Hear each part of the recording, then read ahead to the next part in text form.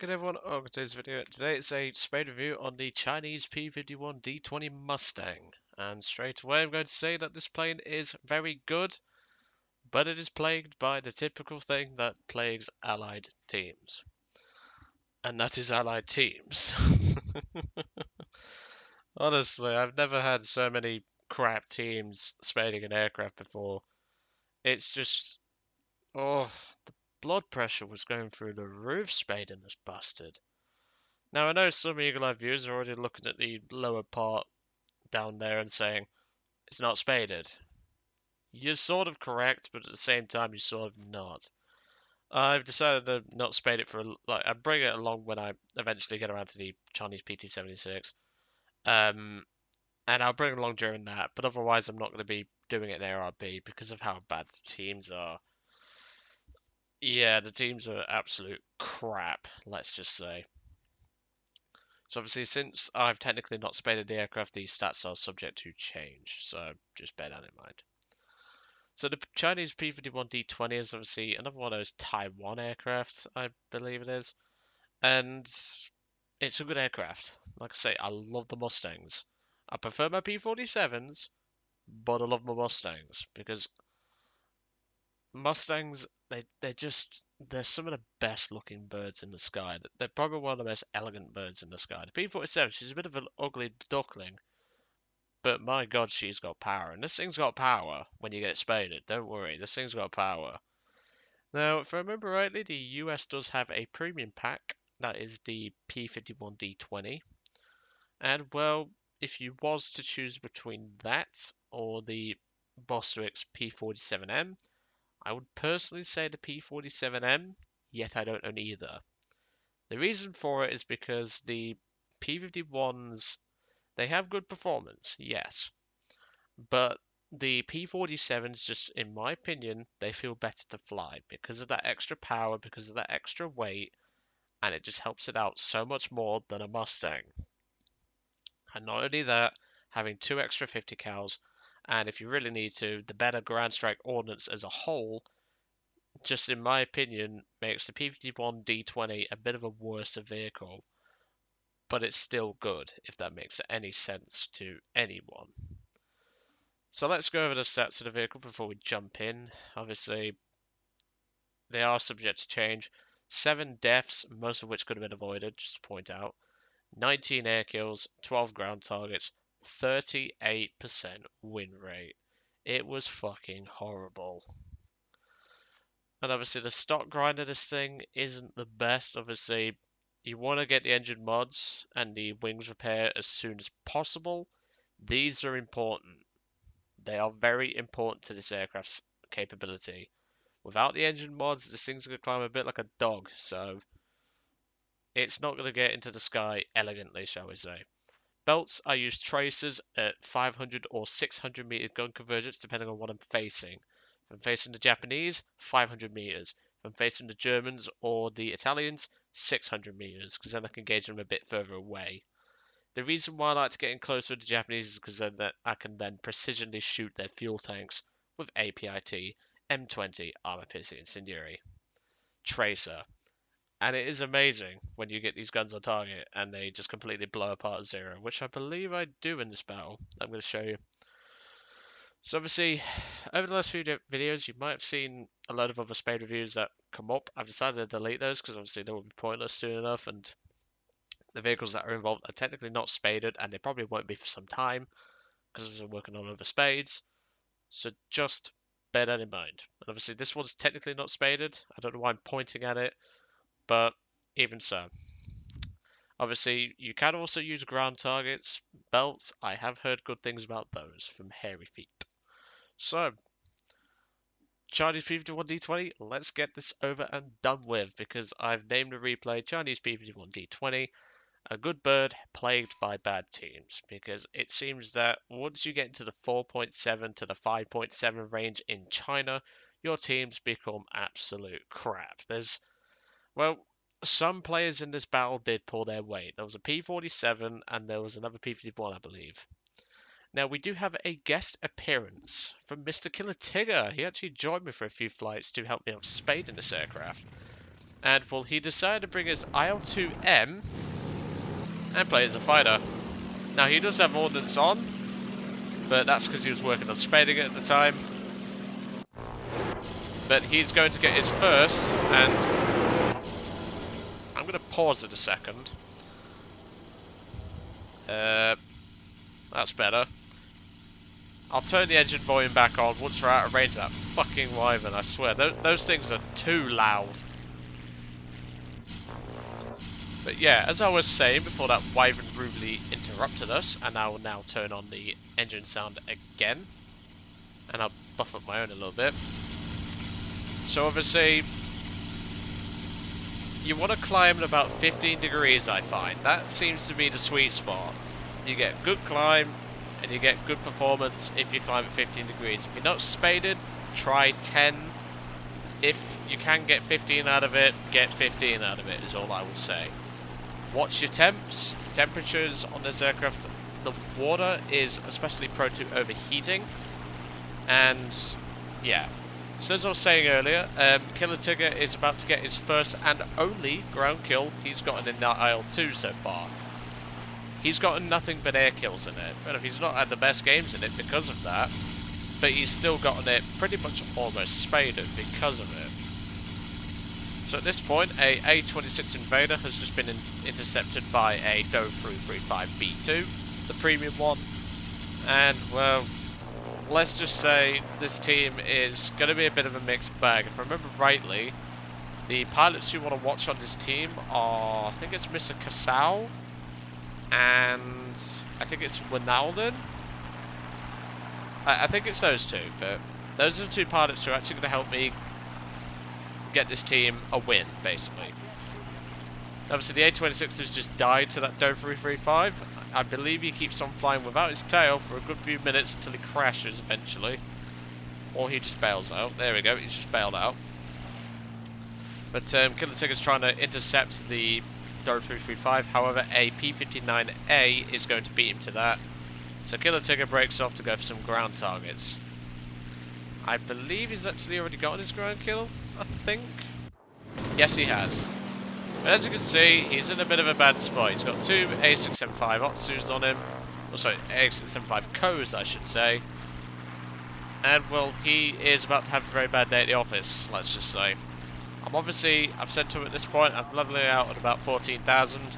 I'll come and lend you a hand. However, that A675 there, that gold pilot, has just split him in two, and Killer Tigger is unfortunately out of the game.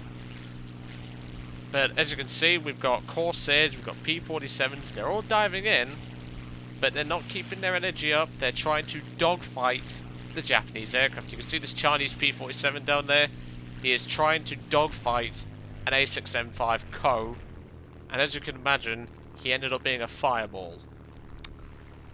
This is the sort of teams you're going to have, so just bear that in mind.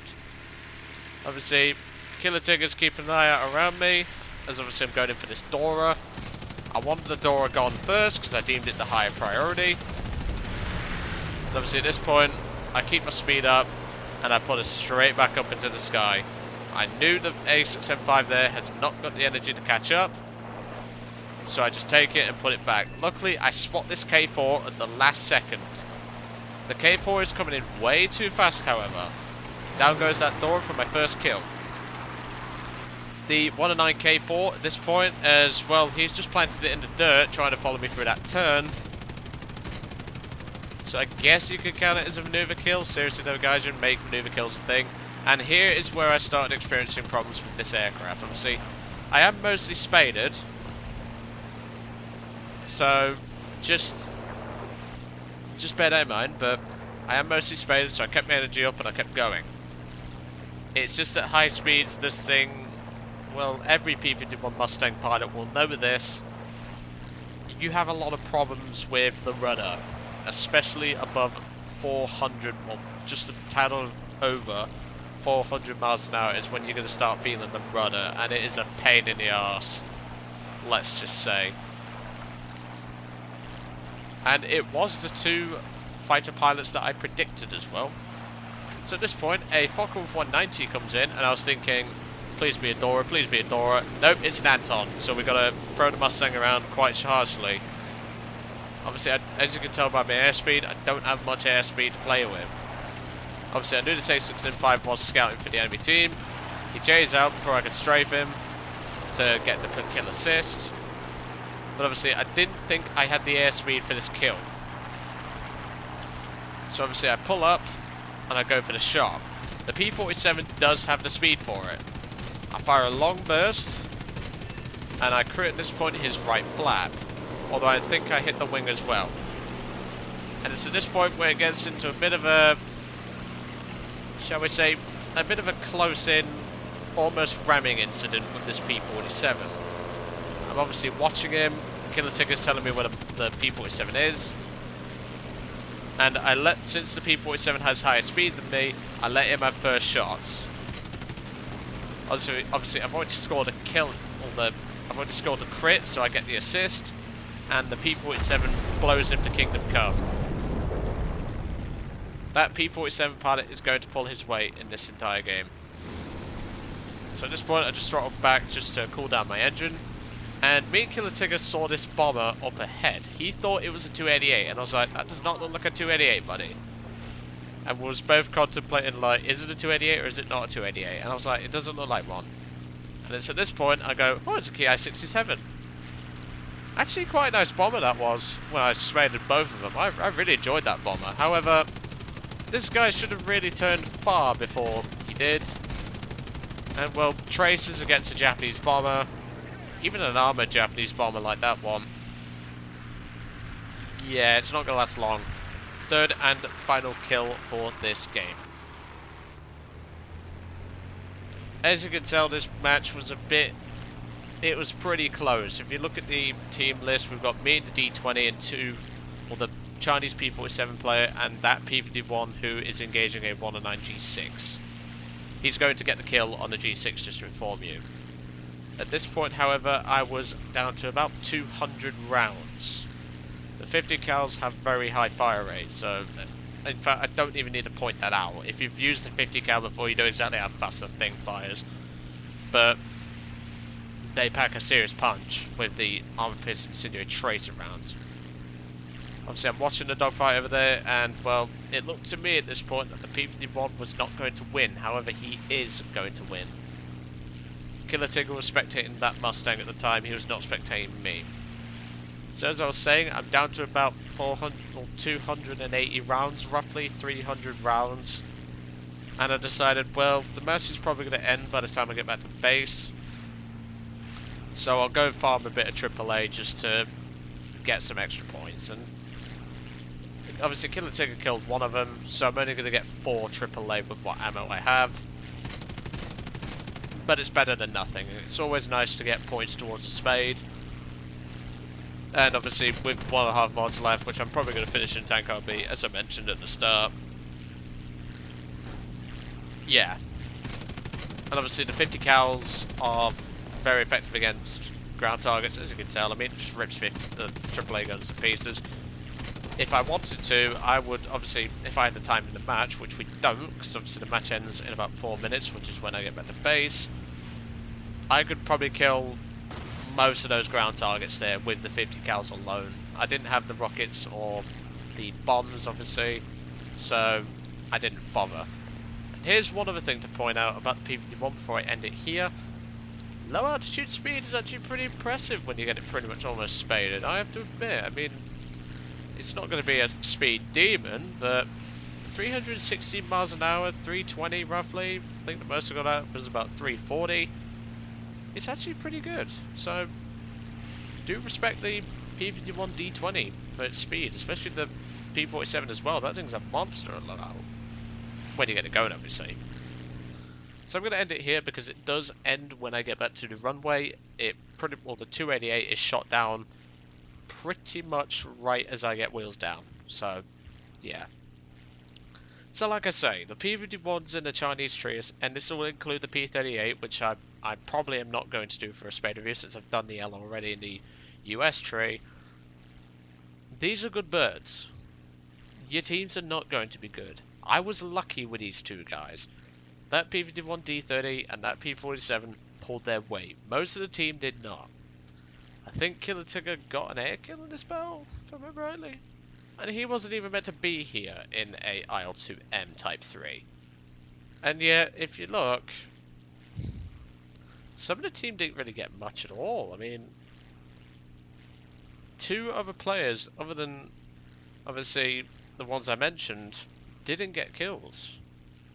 I mean, this guy got a kill, and this guy got a kill, which was on the 335, but that was the least important target at low altitude.